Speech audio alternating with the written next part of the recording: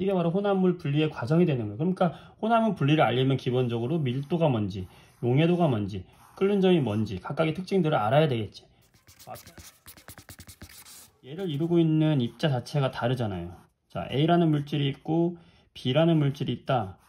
그랬을 때 이 A와 B를 이루고 있는 물질의 부피는 같아도 A의 부피와 이 B의 부피는 같다 하더라도 얘를 이루고 있는 입자 자체가 다르기 때문에 질량은 서로 다르죠. A의 여기 차지하고 있는 전체 질량과 여기를 차지하고 있는 전체 질량은 다를 거 아니에요. 얘는 같지 않잖아. 그래서 이 부피에 해당하는 질량값, 부피에 해당하는 질량값의 새로운 단위를 만들어내는 게 바로 밀도다. 그래서 우리가 밀도라고 하는 것은 뭐분의 뭐로 구하냐면 부피분의 질량으로 구한다. 그래서 요 부피가 다를 수는 있고 질량이 다를 수는 있지만 이 같은 물질이라면 그 부피에 해당하는 질량은 항상 같다. 그래서 이 밀도도 물질의 뭐가 된다? 바로 고유의 특성이 된다는 거 알고 있으시면 되겠고요.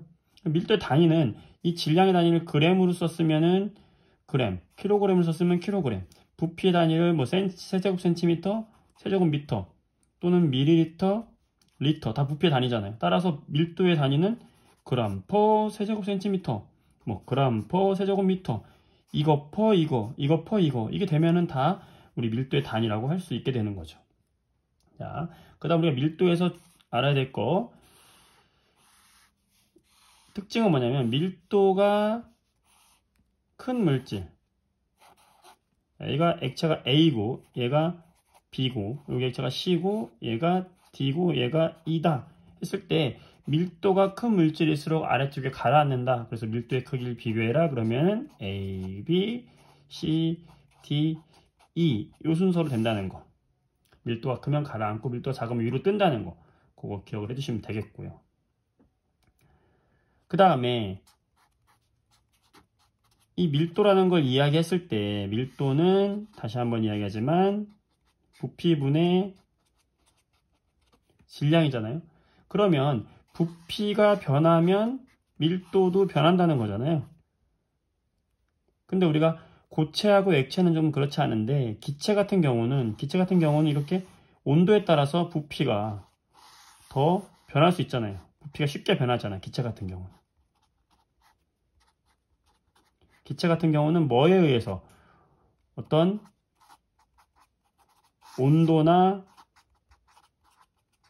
압력에 의해서 기체의 부피가 쉽게 변하기 때문에 기체의 밀도도 변할 수 있다는 거지. 따라서 기체의 밀도를 우리가 표현해 줄 때는 반드시 뭐를 같이 써줘야 될까요? 어떤 온도와 어떤 압력에서의 밀도 값이다 라는 것을 표현을 반드시 해줘야 된다. 그래서 기체 같은 경우에는 온도와 압력을 표시를 해줘야 된다. 그 말이 기체는 온도, 압력에 따라서 부피가 영향을 많이 받기 때문이다. 질량은 물론 안 변하죠. 그 안에 있는 질량은 변하지 않지만 부피가 쉽게 변하기 때문에 기체 같은 경우에는 이걸 같이 표현해준다 라는 거 기억을 해주면 되는 거예요. 첫 번째, 두 번째. 자, 세 번째로 여러분들 기억을 해줘야 될 것은 자, 우리가 물 같은 경우 예를 들면 우리 보통 물의 밀도는 얼마냐면은 1g/cm 세제곱 센티미터. 물의 밀도는 1이에요. 요거는 외워두기 바랍니다. 물의 밀도는 1인데 이 물에 어떤 물질을 넣었어요. 넣었더니 이 A라는 물질이 가라앉았어요. 그럼 밀도를 비교하게 되면은 물하고 A라는 물질 중에서 밀도가 누가 더 클까요? A가 물속에 가라앉았으니까 A 밀도가 더 크다고요. 그치? 근데 여기다가 소금을 넣었어. 소금을 넣었더니 소금물이라고 합시다. 자, 소금물을 계속해서 넣었더니 A가 떠올랐어. 왜 떠올랐을까요? 소금물과 물이 합쳐지면서 이 합쳐진 혼합력의 밀도가 처음보다 어떻게 된 거예요? 커지게 된 거지. 따라서 중요한 것은 우리가 밀도가 큰 물질이 섞여 들어가게 되면은 밀도가 그 중간값을 갖게 되면서 커지게 된다는 거 기억을 해주면 되겠습니다. 아시겠죠? 자, 이때 밀도는 우리 어떻게 비교할 수 있겠어요? 제일 큰 건 누구겠어요? 소금물의 밀도가 더 컸다. 누구보다? A보다 컸다는 거고, 물의 밀도는 작았지만 이 물과 소금물이 합쳐지면서 A가 뜨게 된 것이다. 이것도 같이 알아두면 되겠죠? 수고했어요. 그럼 네 번째, 밀도에서 우리가 밀도 차이를 이용해서 하는 기구가 있죠? 이 기구를 우리가 뭐라고 합니까? 분별 깔때기라고 하죠. 이 분별 깔때기를 통해서 우리가 물질을 구별한다 라는 거 정도의 특징을 기억해 주면 되겠고, 또 밀도에서 나올 수 있는 것 중에서 다섯 번째, 그래프 문제가 나올 수가 있죠. 그래서 어떤 질량 값을 주고 부피 값을 줬을 때에 요 A와 B와 C 값을 비교하는 거. 그럼 어떻게 하면 돼요, 여러분들? 부피분의 A의 부피분의 질량, B의 부피분의 질량, C의 부피분의 질량에서 구하는 사람도 있지만, 또 다르게 생각하면요, 부피분의 질량은 결국에는 얘 각각이 뭐예요? 기울기죠. 즉 기울기가 곧 밀도값이 된다는 거.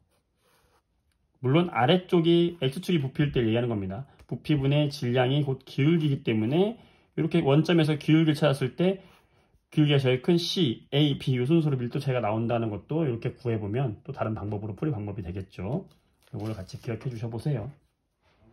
녹이는 요걸 우리가 뭐라고 합니까? 용매라고 하고, 요 두 개를 합쳐서 우리가 뭐라고 하죠?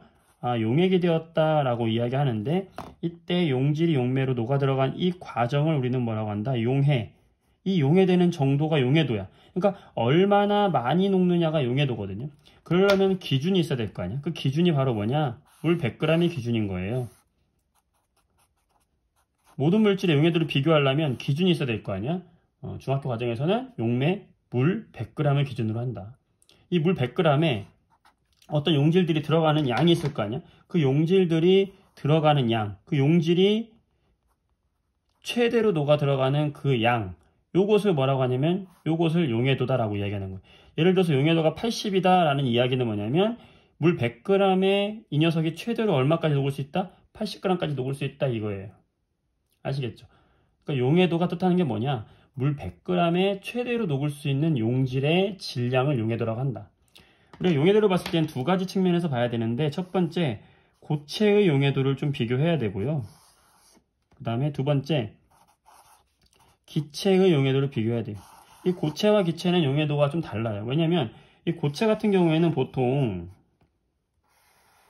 온도의 영향을 받는데, 설탕물을 더 잘 녹이기 위해서 우리는 따뜻한 물에 더 잘 녹잖아요. 마찬가지로 대부분의 고체 물질은 온도에 의해서 용해도가 증가합니다. 대부분의 고체는 온도가 증가하면 용해도 같이 증가하는 이런 특성을 가지고 있는데, 기체 같은 경우에는 반대예요. 이 기체 같은 경우는 온도는 낮을수록 압력은 높을수록 기체가 잘 녹아요. 자, 요거를 그림으로 한번 이해를 한번 해볼게요. 자, 물이 있어. 자, 이 물에다가 설탕을 녹이려고 해. 고체 물질 녹이려고 해. 근데 온도를 올렸어. 자, 가열을 했어요. 자, 가열하면은 여러분들 분자 운동이 활발해질 거 아니야. 그럼 여기 있는 물 입자들의 운동이 활발해지고 이 안에 들어간 설탕, 소금 입자들이 운동이 활발해질 거잖아. 그럼 활발해지니까 더 잘 섞이겠죠. 그렇게 생각을 해주면 돼요. 뭉쳐있던 애들이 더 잘 흩어지겠구나. 왜? 열에너지에 의해서 뭐가? 운동성이 활발해지니까 더 잘 녹겠구나. 그래서 용해도가 증가하겠구나. 고체 물질들은 그래서 온도가 올라가면 용해도가 증가하는 거예요. 근데 기체 물질들은 한번 생각해 보세요. 기체 물질들은 이미 운동을 엄청 활발하게 하고 있는 애들이야. 난 들어가기 싫어. 저 물속에 들어가라고? 싫어, 안 들어갈래. 난 밖이 더 좋은데? 이러는데, 야, 들어가. 온도를 높이면 어떻게 될까? 더 안 들어가려고 발버둥 치겠죠. 근데 온도를 낮춰주게 되면, 자, 이때 온도를 낮춰주게 되면 기체 분자들이 운동이 활발해지면서 야, 힘이 없다, 힘이 없어. 나 들어가기 싫은데 힘 없어. 툭툭툭툭 빠져 들어가는 거예요. 따라서 기체들은 오히려 온도를 낮춰줄 때 운동이 약해지면서 녹아 들어간다라고 볼 수 있는 거고, 압력의 영향을 많이 받는 기체 같은 경우에 외부에서 야 들어가 하고 압력을 높여주게 되면은 들어가기 싫은데 억지로 밀려 들어가는 거예요. 그러니까 압력이 높아지거나 온도가 낮춰지면은 기체가 더 잘 녹는다. 그래서 용해도가 증가한다 라고 생각해 주면 되겠습니다. 둘 차이점 알겠죠? 그래서 우리가 기체 용해도는 비교할 때 여러분들 탄산음료를 생각해 주면 되는데, 사이다 같은 탄산음료를 보면은 여기 위쪽이 많이 공간이 비어 있고 아래쪽이 울퉁불퉁한 걸 볼 수가 있어요. 왜 그러냐면 탄산음료라는 것은 이 안에 기체들을, 탄산, 이산화탄소 기체를 많이 녹인 게 탄산음료잖아요. 그럼 많이 녹이게 하기 위해서 어떤 조건을 해주면 되겠어? 온도를 낮춰주고 압력은 높여줬다고. 그래서 이 안에 압력이 높단 말이야. 그 압력을 견디게 하기 위해서 여기가 꼬불꼬불하게 울퉁불퉁하게 만들어 놓은 거고 뚜껑을 꽉 막아둔 거예요. 그 다음에 여기 빈 공간을 둔 것도 압력에 더 잘 견뎌라 하는 의미에서 그런 거예요. 그 다음에 온도를 낮춰서 냉장 보관을 하는 거죠. 그래서 탄산음료를 탁 깠을 때 피식 하는 소리가 나는 것은 압력이 높은데 압력이 낮아지면서 기체가 빠져나오는 과정입니다. 자, 여기서 여러분들이 한 가지 이제 유의해야 될 게 뭐냐면, 기체 용해도에서 나오는 비교하는 실험 같은 게 이제 이거죠. 자, 온도가 달라요. 여기 온도는 뭐 0도씨, 여기 온도는 뭐 50도씨인데 시험관이 이렇게 있어. 시험관이 뭐 A, B, C, D 시험관이 있는데 요 A, B 중에 B는 뚜껑을 닫았고 C, D 중에 D는 뚜껑을 닫았어요. 자, 여기다 탄산음료를 넣었어요. 탄산을 이렇게 넣었어. 넣었을 때 여기서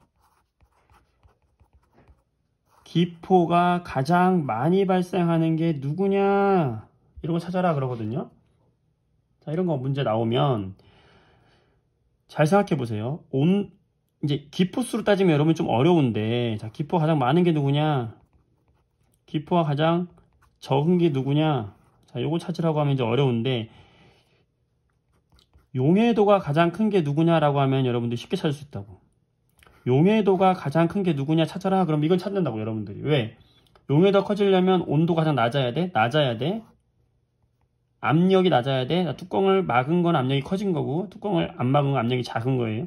그러면 용해도가 가장 큰 것은 온도가 낮으면서 압력이 가장 높은 B 시험관이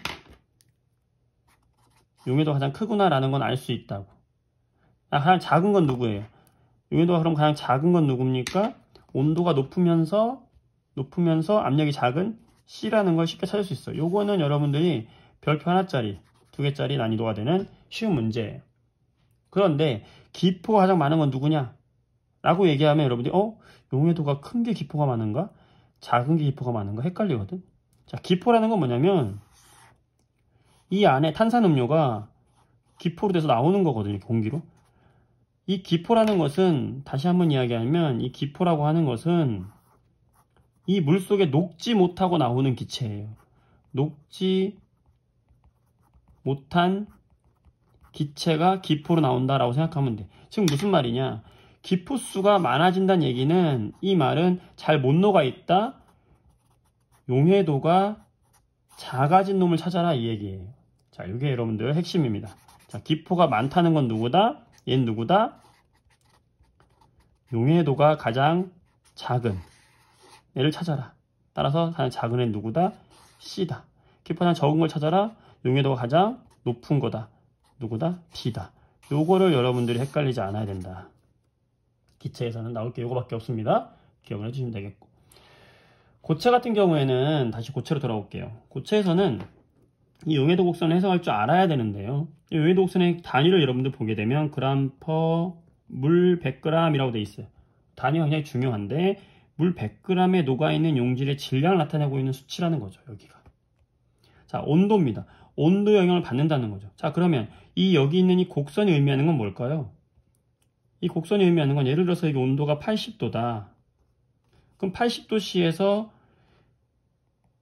최대로 녹을 수 있는 용질의 질량. 자, 여기가 만약에 뭐 90이다.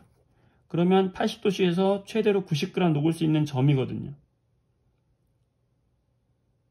자, 이걸 뭐라고 한다고 그랬어, 우리가? 어떤 온도에서 물 100g에 최대로 녹을 수 있는 용질의 양, 용해도라고 한다 그랬지. 그럼 여기가 바로 이 녀석의 뭐가 되는 겁니까? 용해도가 되는 거죠. 근데 용해도는 온도의 영향을 받는다고. 자, 온도가 떨어져요. 자, 만약에 20도까지 떨어졌어? 그럼 20도에서 이 녀석의 용해도가 만약에 뭐 30이었어? 그럼 얘는 여기가 용해도가 될 거 아니야. 그러니까 온도가 떨어지면 90 녹을 수 있던 게 20도가 되면 30밖에 못 녹는 거잖아요. 90이 녹을 수 있었는데 이제 30밖에 못 녹는 거잖아. 그럼 여기는 점들은 전부 뭐예요?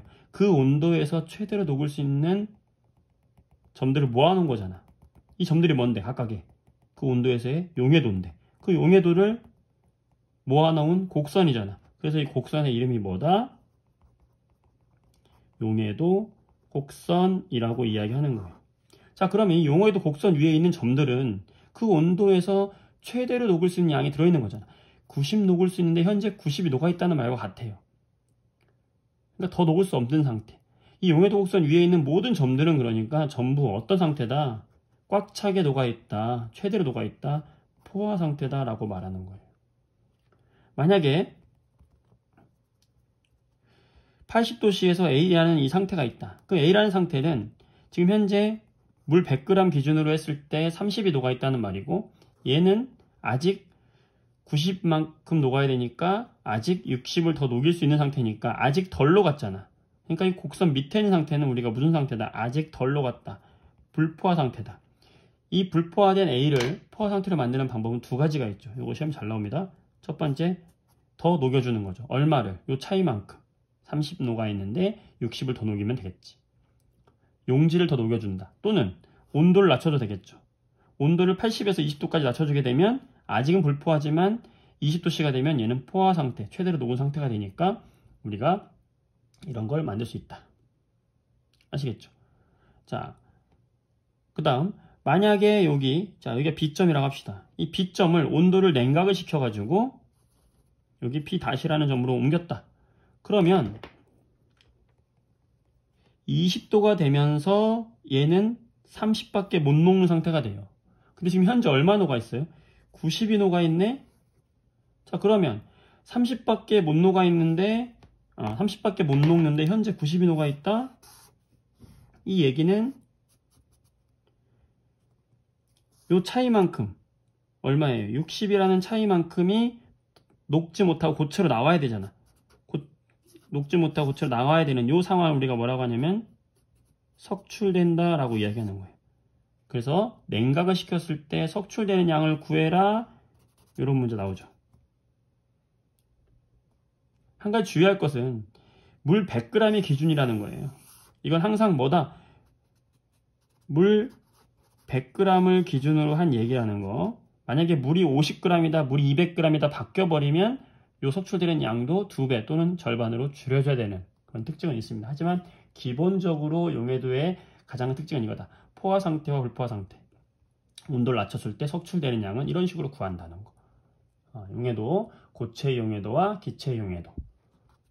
일단 간단하게 기초적으로 정리해봤습니다. 어떤 물질이 액체에서 기체로 가는 걸 우리가 끓는다고 하는 거거든요. 액체에서 기체로 갈 때 일정하게 유지되는 어떤 온도, 그 온도를 끓는 점이라고 얘기하는 거죠. 자, 액체가 있어. 그러면 끓는 점은 왜 생길까? 이 액체 입자들끼리는 서로 자기들끼리 잡아당기는 힘이 있어요. 나가려고 하면은 자, 그래서 열을 가한다. 열을 가하면은 운동이 점점 활발해지면서 밖으로 나가려고 할 거란 말이지. 나갈 때에 나가지마 하고 자기들끼리 이제 끌어당기는 힘이 있어. 이 힘을 우리는 뭐라고 하냐면 바로 분자 간의 인력이라고 이야기합니다. 근데 이 인력을 딱 이겨내면은 기체로 나가기 시작하는 거예요. 그때 온도가 일정하게 유지가 되는 온도를 우리는 끓는 점이다 라고 이야기하는 거예요. 그러면 끓는 점이 왜 물질의 특성이냐? 이 분자 간의 인력이 세다 라고 하면은 더 잘 못 떨어지니까 더 높은 열이 필요하니까 끓는 점의 온도는 어떻게 될까? 끓는 점은 더 높아지게 되겠죠. 그러니까 물질마다 인력이 다르니까 끓는 점이 달라지겠지. 그래서 물질의 특성이 된 거예요. 자, 그 다음 녹는 점은 뭐겠어요? 녹는 점은, 녹는다는 건 뭐예요? 고체에서 액체로 가는 게 녹는 거잖아. 마찬가지야. 고체에서 액체로 갈 때 일정하게 유지되는 온도를 녹는 점이라고 이야기하는 거고, 어는 점은 뭘까? 자, 언다. 물이 얼음이 된다 생각해 보세요. 액체가 뭘로? 고체로 될 때의 일정하게 유지되는 온도를 어는 점이라고 얘기하는 거죠. 그러니까 고체에서 액체로, 액체에서 고체로 가는 건 반대잖아. 반대니까 의미는 전혀 다르지만, 의미는 반대지만 이 온도는 어떨까? 이 온도는 같아요. 자, 물이 0도씨에서 녹고 0도씨에서 어는 거랑 같다고 생각해 주면 되겠습니다. 그렇죠? 자, 이걸 그래프로 한번 볼게요.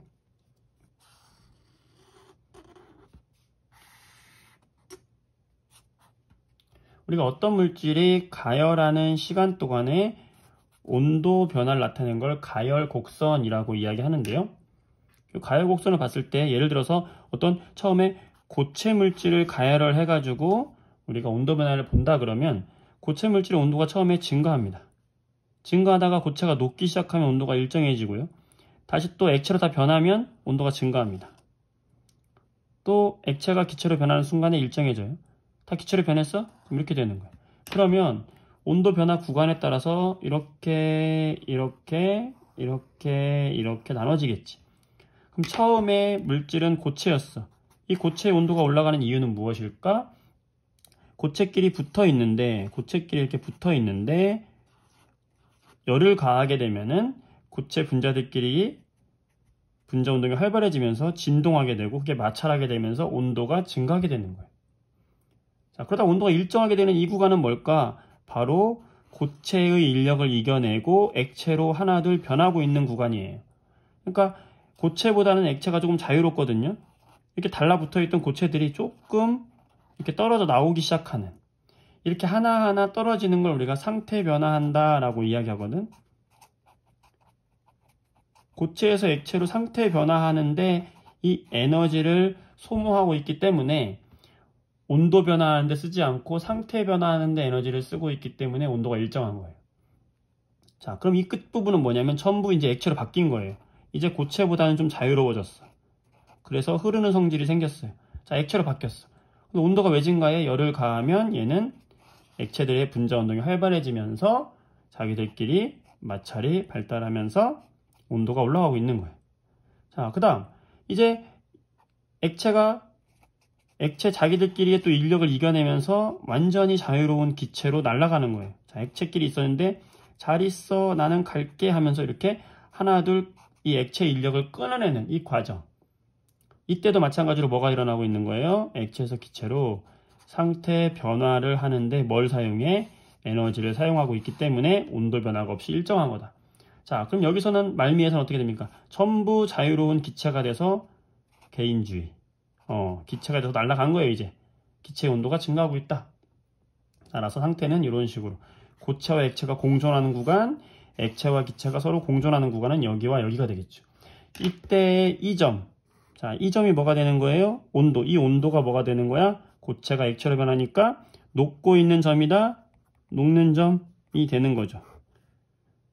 그 다음에 다 녹았어. 액체에서 기체로 끓고 있는 점이다. 이 점이 뭐가 되는 거예요? 끓는 점이 되는 거죠. 물론 반대로 액체를 얼려서 고체로 된다 그러면 이 점이 바로 뭐가 되는 거예요? 어는 점이 되겠죠. 자, 가열 곡선과 녹는 점, 어는 점, 끓는 점, 그 다음에 물질 상태를 같이 한번 기억을 해주시고요. 그 다음에 요 끓는 점을 좀 더 당겨가지고 중요한 내용들 한번 볼게요. 자, 끓는 점에서 자, 뭐가 있냐면 요런 거 있어요. 자, A와 B와 C가 있는데, 자, 어떤 관계에 있느냐? 자, B의 끓는 점이 A보다 높다는 특징이 있죠? B의 인력이 A보다 크다는 얘기고요. 이거는 A하고 B는 서로 다른 물질이라는 걸 알 수 있어요. 그러면 A와 C는 어떤 관계에 있을까? A하고 C는 끓는 점이 같네. 대신에 C가 시간이 오래 걸렸네. 자, 이 말은 같은 열로 가열했을 때 C의 양이 더 많고 A와 C는 같은 물질이다. 왜? 양이 변해도 끓는 온도는 같다는 것은 같은 물질을 이야기하는 겁니다. 자, 이런 거 생각해 주면 되겠고요. 그 다음에 끓는 점에서 중요한 거는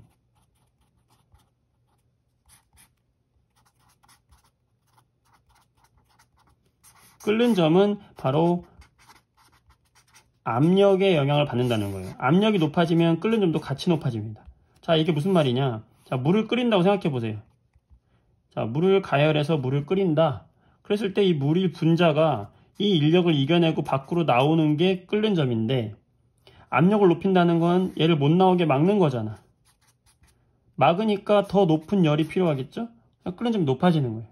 그래서 여러분들 압력밥솥을 하게 되면은 끓는 점이 높아져서 더 높은 데서 끓는 거고, 높은 산에서는 기압이 낮아서 끓는 점이 낮아진다는 것도 같은 원리예요. 보글보글 하고 있으면 다 100도가 아닙니다, 여러분들. 압력이 낮아지면 보글보글 해도 70도에서 끓을 수 있는 거예요. 밥이 설익을 끓을 수 있는 거죠. 자, 이런 특징들을 같이 기억을 해주면 되겠습니다. 이게 바로 끓는 점, 녹는 점, 어는 점에 대한 핵심 포인트가 되겠습니다. 아시겠죠? 여러분들 혼합물을 분리한다는 건 뭐냐면 물질의 특성이 있었잖아요. 그 물질의 특성들이 뭐가 있었어?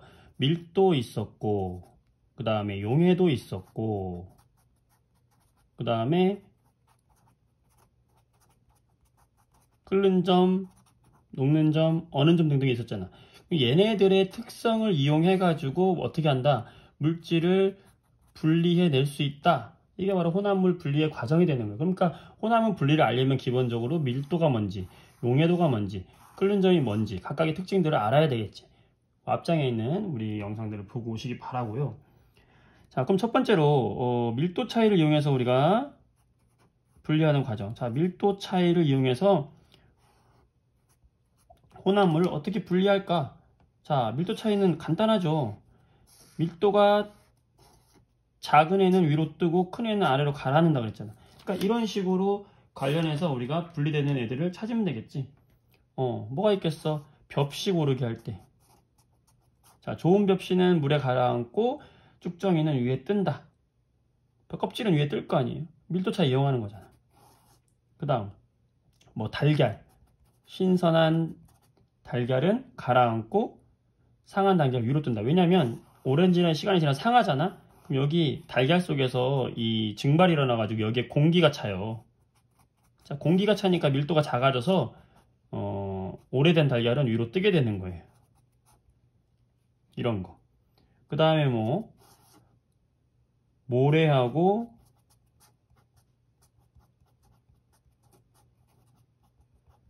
스타이로폼 두 개를 분리한다 그러면 얘는 밀도가 작으니까 위로 뜨고 모래는 물 밑에 가라앉겠지.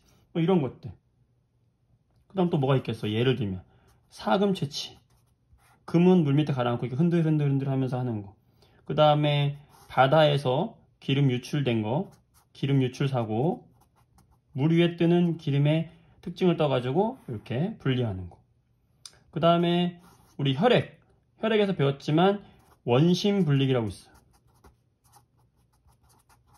이 원심 분리기는 뭐냐면 이렇게 시험관을 원으로 생긴 곳에다가 매달아 놓고요. 얘를 휙 돌리면은 원심력에 의해 돌리면은 얘가 쫙 펼쳐지면서 무거운 물질은 위로 가요.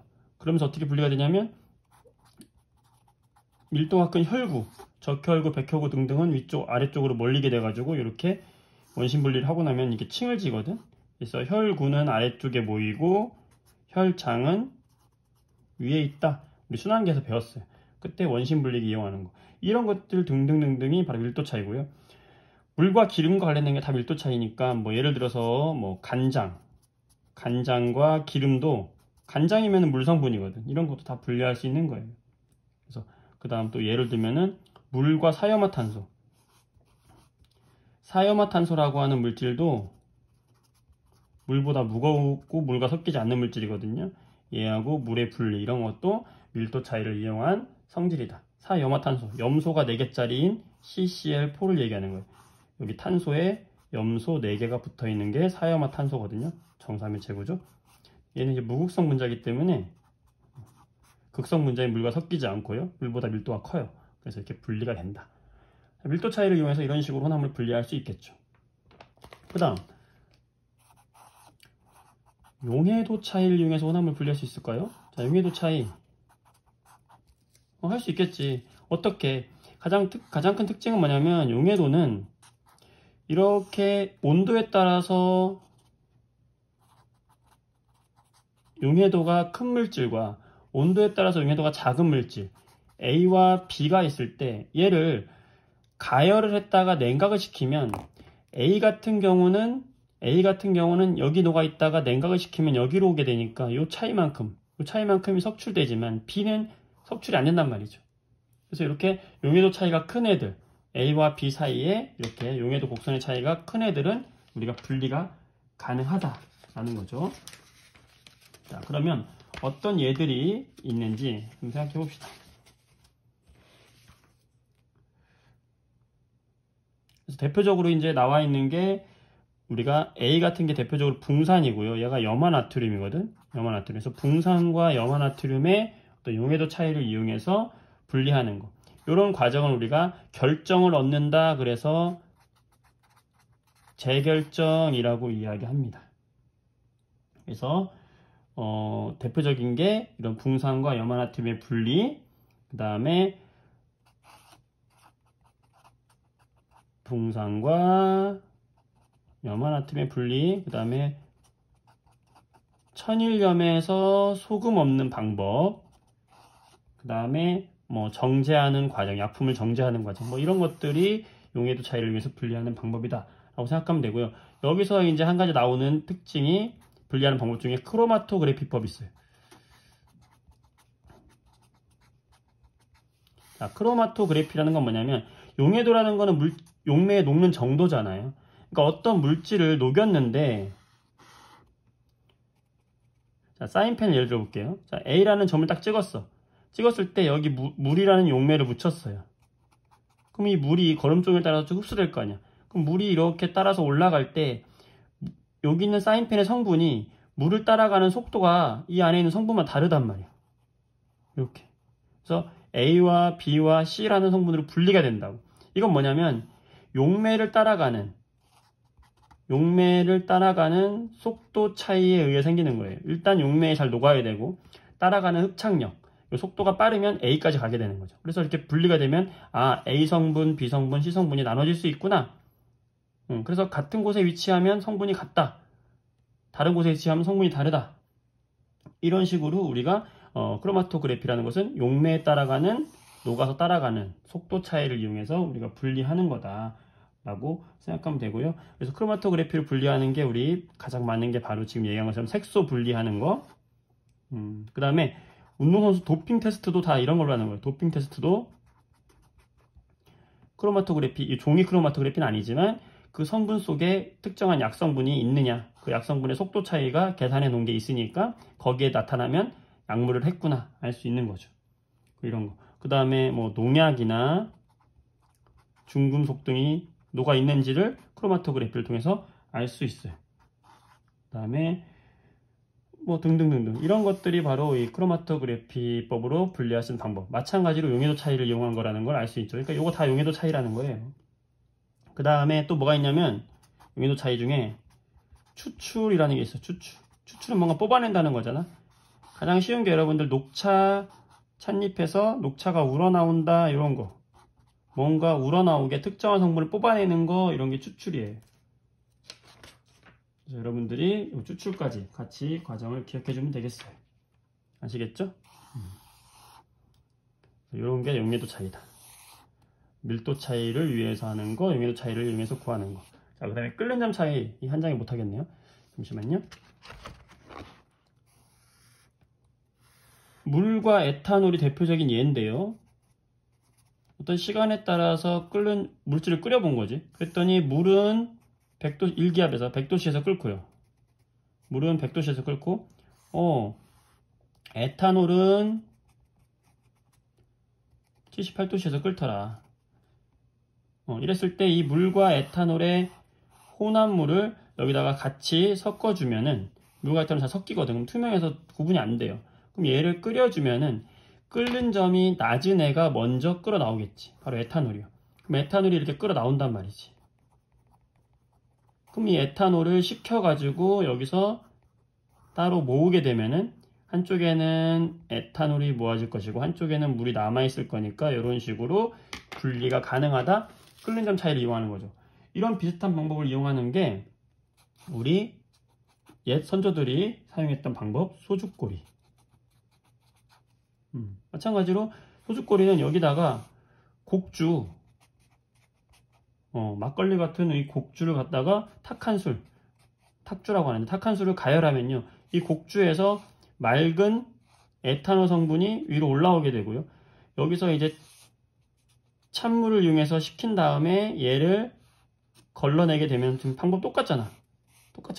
걸러내게 되면은 여기에 맑은 소주를 얻어내게 된다. 끓는 점 차이 이용하는 거죠. 소주꼬리. 이런 거 소주꼬리라고 그래요. 그 다음에 바닷물에서 식수를 얻는 것도 마찬가지예요. 우리가 바닷물을 짠물이잖아. 바닷물에는 여러 가지 성분이 들어있어. 그럼 여기서 얘를 햇빛을 이용해 가지고 가열하거나 불을 이용해서 가열하면은 순수한 물만 끓여 가지고 얻으면 우리가 물을 얻을 수 있겠죠. 이런 식으로 끓는 점 차이를 이용하는 거죠. 그 다음에 이제 시험에 한 잘 나오는 게 바로 뭐냐면 원유의 분리가 되겠죠.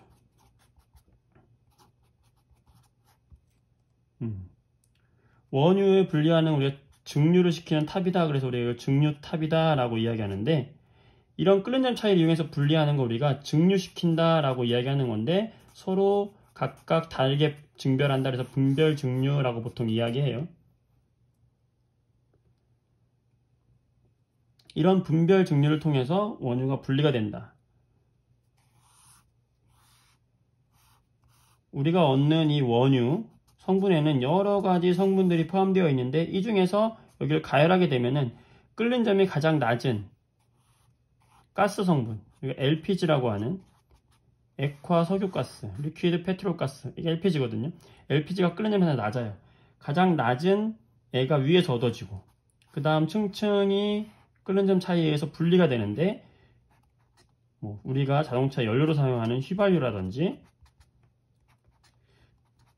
등유, 경유, 중유, 그 다음에 남은 찌꺼기가 뭐예요? 아스팔트. 끓는 점 이거 여기까지 다 외울 필요는 없습니다, 여러분들. 어쨌든 이렇게 나눠진다.